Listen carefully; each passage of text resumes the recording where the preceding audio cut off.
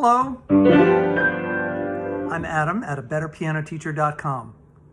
Today I want to talk about sight reading, going from the most basic to the most advanced. Before I do, I want to let you know that if you like this video, please like or subscribe to our channel. We're always looking for more topics. If you have anything you'd like us to cover, please leave them in the comments below. Let's get started. A little while ago, I did a video about orchestral scores and how when I'm reading the orchestral scores, it's a little like looking at a math explanation. And somebody texted me, about just how one would sight read an orchestral score. And I said I would make a video about it. So today I'm going to take you through all the steps of sight reading. Not how to sight read so much as what the different challenges are in various sight reading situations. We're going to start with the most basic. So here we go. For those of you who know nothing about sight reading at all, I'm going to give you the very basics of music notation right here. Music notation is a series of little black scribbles that give you instructions on how to move at your instrument. At one level, you have different shapes like this, this, this, and these all mean something different, although they are similar. This would last twice as long as this. This would last as long as this plus this. So depending on the shape, it tells you how long to hold for. If I want to do a lot of rapid da-da-da-da-da-da-da-da-da-da-da-da, that would look like this.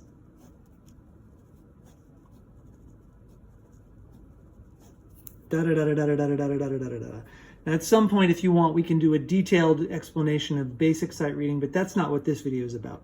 But even so, in addition to the shape of the note, it exists on this 5-line, 4-space kind of graph. And depending on where it is on this graph, that tells you a different pitch. This tells you that this is the note B, which on the piano sounds like this. If I draw it up here, it's still a B, but it's this one. And if I draw one that is not a B, but is in the middle, here's an E, and it would sound like this. So the place where these dots go on this 5-note staff tells me what pitch to play, and its shape tells me what kind of rhythm I need to use. So there's the very basics of notation. Again, we'll get into the more specifics in a different video. The most basic reading is that of one instrumental player reading one instrumental line. And this is a Tchaikovsky trio for cello, violin, and piano. And this is the cello part. This is the bass clef. It tells the cellist what note is F, what note is G, what note is A. And all they have to do, not that it's easy, is read this one line. They read it like this. They read this shape, this shape, this shape, this shape, this shape. Then they move to the next line. And they move to the next line. A lot like reading a book, except that these movement notations are there instead of words. There's a lot of details in terms of what they have to do with this notation, and again, we're not getting into that. Suffice it to say that this is the most basic type of reading. One instrument, one line. And it goes on, considerably for the length of the piece. There are places where the instrument is playing more than one note at a time, but it's still all on one line. And they're capable of practicing that and executing that on their instrument. Let's go to the next level. Pianists almost never have the luxury of looking at just a single line. Usually, pianists have to look at 2 lines. One is for the right hand, and one is for the left hand. This is the right hand line going up like this. This is the left hand line going up like this. So pianists have to keep track of 2, because we have 2 hands that we can both use to play notes. On the cello, one hand is bowing, and the other hand is fingering the notes. On the piano, the fingering of the notes is taken care of by the keyboard. So all I have to do is press down and the right note sounds. So I have 2 hands to use instead of 1, and therefore I have 2 staves. And just like reading a book, I read these 2 stabs at the same time, then I read these 2 stabs at the same time, Then I read these two staves at the same time, etc., until the piece is done. Now, if you play for a church, you're likely reading from a hymnal, and the hymnal has an additional challenge. It does have right and left hand, just like the piano score, but unlike the piano score, it's got words in the middle. And those words tend to gunk up the works a little bit. Suddenly you have to split your eyes. Your eyes are up here, your eyes are down here. So there's an additional challenge to that, as the hands, even though the hands might not be as far apart as they are on this page. Two notes can be right next to each other, like this note, and yet have the appearance of being far apart because they've got these words in between them. Now, this isn't a linear thing. This music, even though it may be harder to read, is probably easier to read and even play than this music. It just so happens that these two staves are close together and these are far apart. So there's a challenge here that is not here, but the challenge isn't necessarily a musical one. It's more of a sight reading one. Sight reading occurs in three places. It occurs in the mind, it occurs in the eyes, and it occurs in the hands or the lips, depending on what you actually make the note with. So challenges to sight reading are first going to be addressed in your mind. Can your mind take care of them? The next question is, can your eyes see them? And then the last question is, can you play them? And for this, we should probably make a distinction between reading and sight reading. Reading is where you have to look at a piece of music that you have worked on before, so that the music tells you what to play, but you're familiar with it. Like reading a short story that you're familiar with to your kids because you've read it to them a million times. You're reading the same old book again and again, and you kind of know it, but the words remind you. Sight reading is where you've never seen anything before, and you have to figure it out on the spot. That is a different task for your brain and for your eyes, although it's about the same task for your fingers. The only way it's different is in the coordination of the eyes, the brain, and the fingers. So as we move into more difficult reading tasks, keep that in mind, that we are thinking about not so much how much harder it is to play with our hands, but how much harder it is to see and think about. The next level of challenge for a reader is probably going to be performing with a solo instrumentalist or a singer. In this case, I've got a Strauss piece for a singer, and the singer's part is up here, and the pianist's part is down here. And it will continue like that with three staves like this. Now, I don't have to read the singer's part. I don't have to play that at all. All I have to worry about is my part down here. However, if I want to run through the piece and know what the singer is doing, then I have to find some way to incorporate that singer's line into my playing, which can be difficult, especially since sometimes the singer's line is actually right on top of where the hands go. So playing the singer's line is not just on top of the piano line. In other words, if the piano line goes like this, and the singer's line is up here, that's fine, but what happens if the singer's line is here, and the piano part goes like this? Then you got to do something crazy like this. It gets muddy. So that can be very difficult. But as I said, most of the time, the reading task is fairly simple. You're mostly focusing on your part.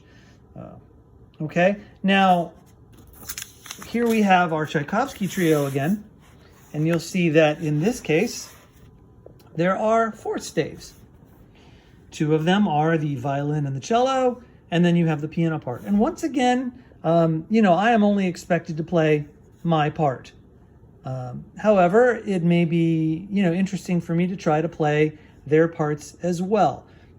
I would not necessarily be trying to play them all at the same time, but it is possible. Probably not possible to get every single note, but it is possible to get an idea. Perhaps you just do the left hand, and then you would do the right hand on the various parts. Again, the cello part may be actually on top of the piano part. These two things, even though they're in different parts of the page, may cover the same part of the piano. So it can be very challenging to play the cello part and the piano left part at the same time. So you may have to make some decisions. You may have to decide which part will I play in order to get the sense of how this music goes. Incidentally, this is an interesting challenge I'm only throwing in there kind of as a lark. This is an organ score, and it has 3 staves because you're supposed to play the right hand, the left hand, and your feet do this part. Now, this is a little bit mad, it's a little crazy, but it is something that I've learned how to do in the last couple of years, so it's learnable. Now, the next level of sight reading is where you're accompanying a choir, I would say. And in this case, the piano part is down here. And just like with the singers, I'm only responsible for the right hand and the left hand of this. And I don't have to play all of this. I'm only responsible for my part. But I still have to know what the singers are doing in case I get lost. It does occasionally happen that the choir gets off of the piano either because the piano player messes up or the choir gets lost and then they all come back in a familiar place and the piano player has to struggle to come back to where the choir is so it's not a train wreck. So the piano player kind of has to keep track of what's happening in the choir while they're playing so that they can stay with them in an emergency. And that brings us to the actual art of reading 4-part music, because sometimes there is no piano part. And in a piece like this, the choir is expected to sing it without you. There's no accompaniment. However, as they are learning it, you may very well be expected to play their parts for them. So you have to learn how to play 4 different staves. Now, this is made extra challenging by the fact that you've got a regular bass, which is just like the piano does it, and then these two are just like the piano, the treble in the piano, but this is the tenor part, and it's an octave lower. So if you see this is if this was in a piano, it would be this high C here. But because it's a tenor part, and the tenor is a man, this note, which looks like that C, is actually this C. So in your head, you have to make an adjustment. What I'm used to doing with my hands when I see this note, I have to bring an octave down.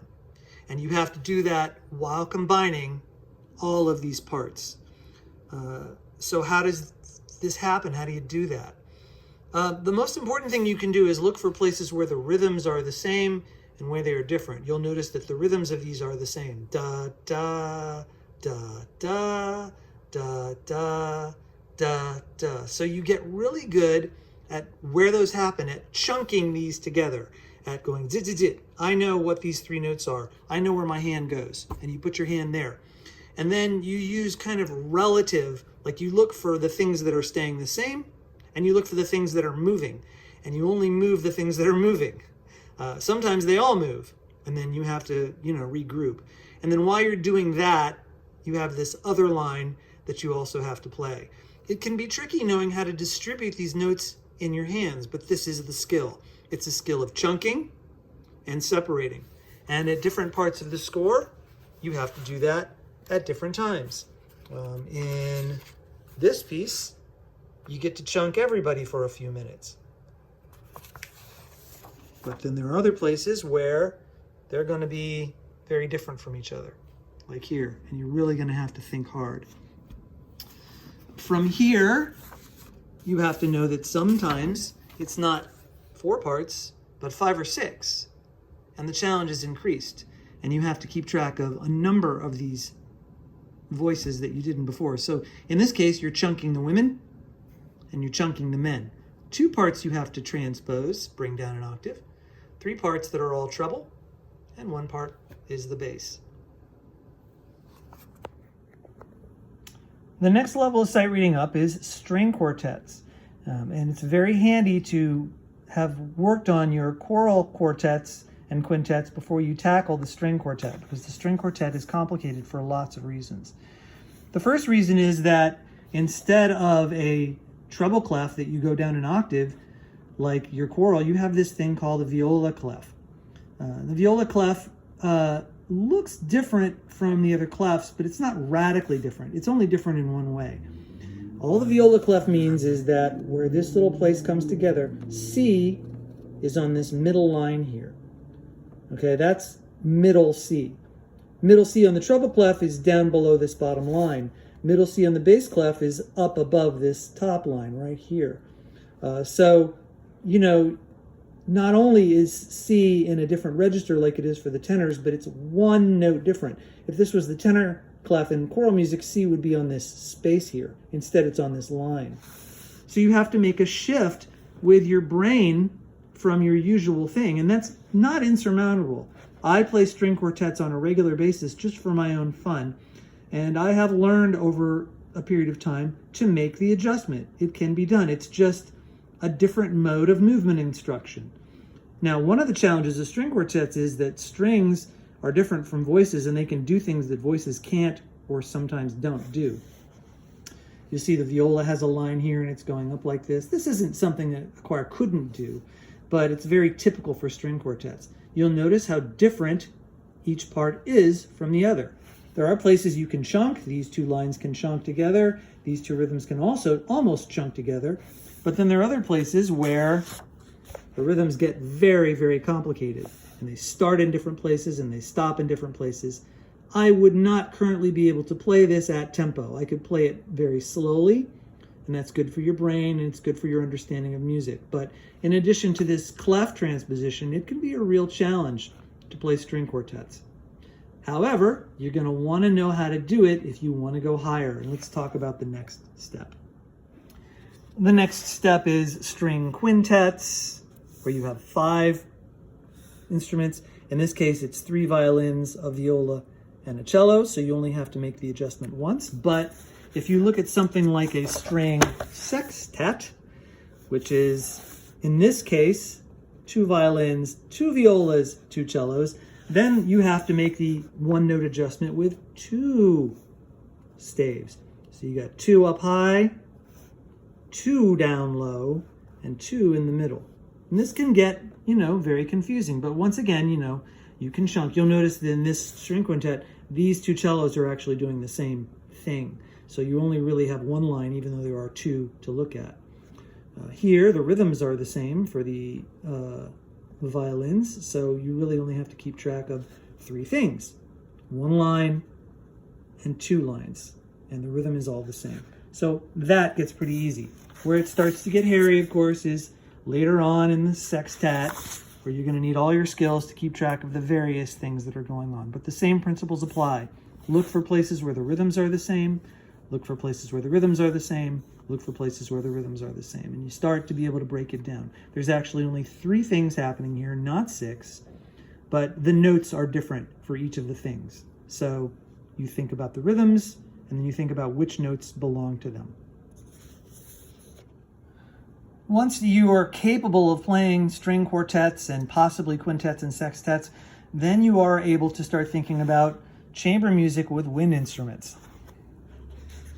In this case, these are Mozart serenades. They're wonderful pieces, and they have varying instrumentations. It's not standard. In this case, they have more than just strings. Here's your standard string quartet, plus you have these brass instruments and this woodwind instrument. Okay?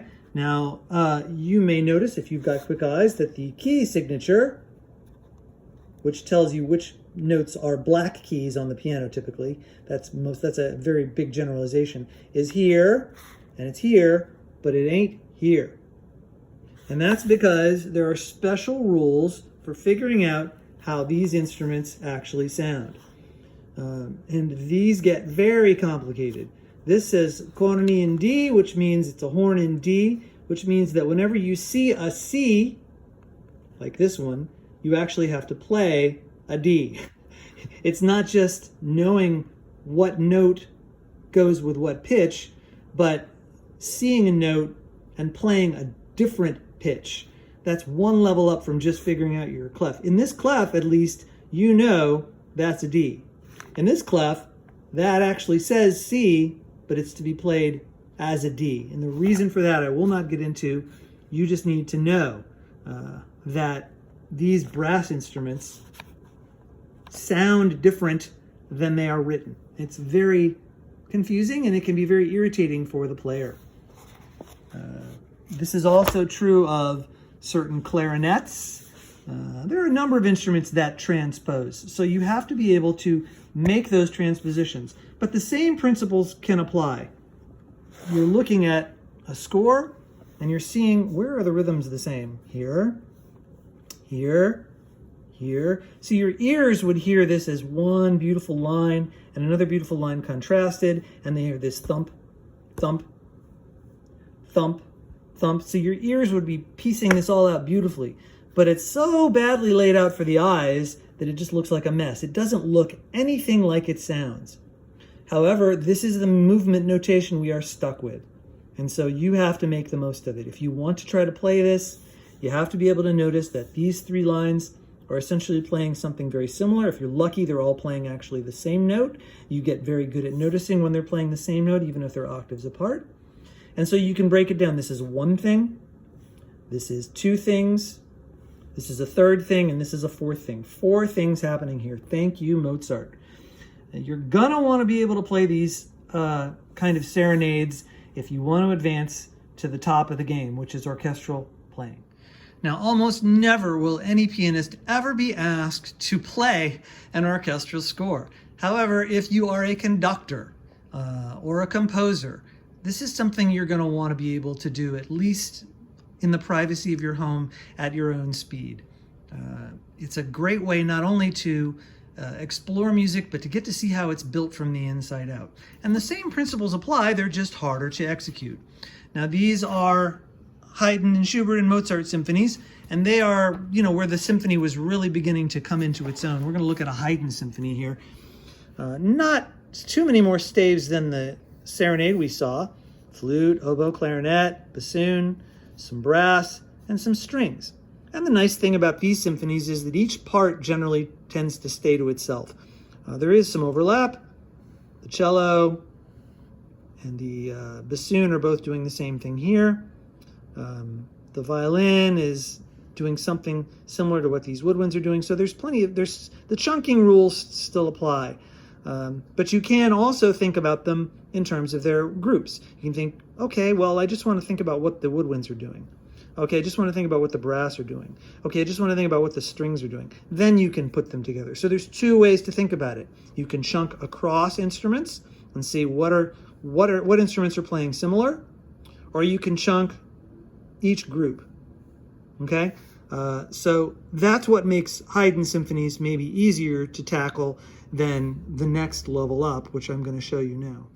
Here we have music of the great Romantic composer Strauss, and you can see from all my colored markings that this music made me cross my eyes when I first tried to figure out how to read it. So in this case, lots more instruments. English horn, two bassoons. In other words, you could have two notes on a single instrumental staff. Contrabassoon, four horns, three trumpets, two trombones, tuba, timpani, triangle, all the percussion, harps, strings. So how in the world do you read all of this at the same time? Well, the good news is the same principles we applied earlier on. You chunk. You notice that the rhythms of these are all the same, so it just might be that they're all playing the same note, or at least in octaves, and they are. These notes, even though they are spaced separately, and cross your eyes, are all really playing almost the same notes. The violin and these two, the viola and these two violins are playing the same exact thing, so you only have to play one line. And this one is just an octave below, so that's not so bad. All of this craziness right here, which made me want to jump off a ledge when I saw it, is really just chunkable. Once you get good at the hard part, which is the transposing, knowing what note is what, it's like one of the hardest things is you've got a clarinet in A, which means that when you see a C, it's actually playing the A below. When you see an F, it's actually playing the D below. All the notes have to shift. Once you get over that hurdle, you can say, oh, okay, so this line here is actually D, E, F. And you see right here, there's another part that goes D, E, F in the oboe.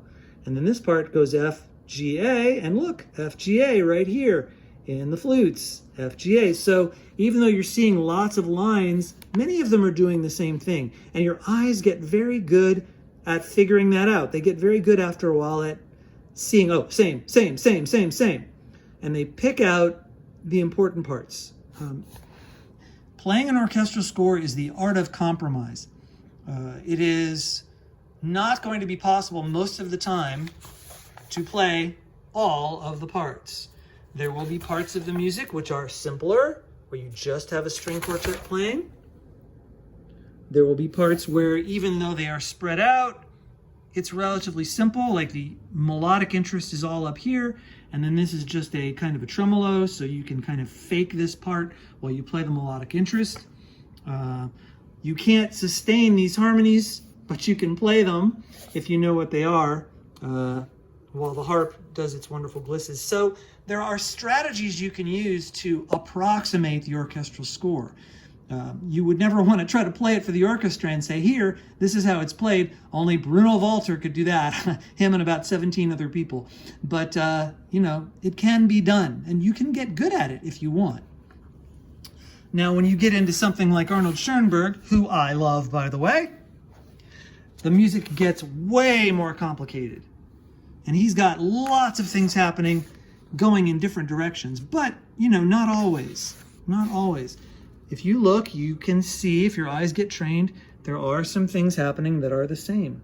With Schoenberg, it's harder because the notes aren't always going to be pretty. You're not always going to have chords. You're going to have dissonances. And so where you could kind of take it for granted that you're going to be playing lots of complicated notes on a C chord, with Schoenberg and with these other 20th century composers, it may be that you've got a chord like this. You know? And it can be very complicated. Again, you go slow. You wouldn't expect to ever play this in front of anyone. It can be a good skill to at least be able to manage it. As a kind of dessert, I want to point out that music doesn't have to be Schoenberg to be too complicated to actually play. These are Bach's cantatas, and in this case, with Bach, you can guarantee that almost every note is going to be separate. Like, he doesn't do doublings so much. There is a little, but not much. Mostly it's going to be everybody's doing their own thing. You can see there is some rhythmic similarities here, but the notes aren't the same, you know, and the rhythms are always changing. So, you know, you take a bit at the beginning here where you've got a choir at the bottom, and the choir is doing their thing. And then you've got instrumentals, and the instrumentals may be copying what the choir is doing, but they may not be. You know, it is above and beyond the pale of anyone except a Bach or someone of his skill to really be able to condense this into something that you could play. But that doesn't excuse us from the task of trying. You go slow, you do your best, and you gain skills. And you find that if you can at least figure out what parts are important and what parts can I leave out, then you have a shot at making some sense of this score. And then when you listen to it, you know a lot. Most of us are not going to be in a situation where we have to read an orchestral score or even a string quartet. But as you may have guessed from this video, learning to do these hard things gives us tools that we need when we're doing easier ones. If you are really good at string quartets and you can get through an orchestral piece, a choral score is just not that bad. And you can sight read one because you have the skills to chunk and because you're not afraid of that tenor being an octave higher, because Lord knows it was much harder transposing the horn and transposing to the viola part. So, you know, hang in there. If you need more suggestions on tools or tricks or methods to get good at this sort of thing, or even to get bad at it, drop me a line in the comments below. I'm happy to help. I am Adam Cole, and I'm always trying to be a better piano teacher.